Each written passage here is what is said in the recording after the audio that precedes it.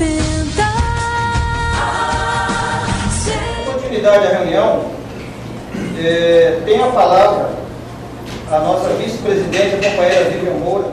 Podemos passar inúmeras dificuldades e ter de batalhar muito para alcançar certos objetivos, e ainda assim não conseguimos. Podemos deixar-nos consumir pelo trabalho e perder noites de sono ao deixar de passar fins de semana com a família, apenas porque temos extrema necessidade de conseguir recursos para mantermos uma vida digna, ou amargamos um período obscuro de desemprego. Podemos assistir à injustiça bater na nossa porta e perceber, infelizmente, que em algumas ocasiões não há absolutamente nada a fazer.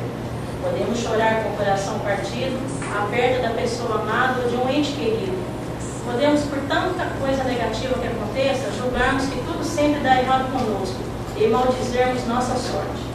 Depois de tudo isso, até podemos deixar passar pela cabeça a estúpida ideia de fazer uma grande besteira consigo mesmo, desde que seja exatamente assim.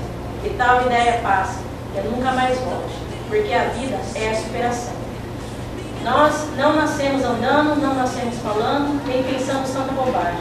E o que não podemos, em hipótese alguma, é perdermos o ânimo, o espírito e nossa capacidade de amar, de superar e de viver.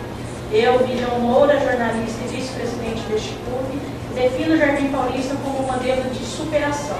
Pesquisei, editei e formulei este livro. Parabéns, Jardim Paulista, por mais um ano.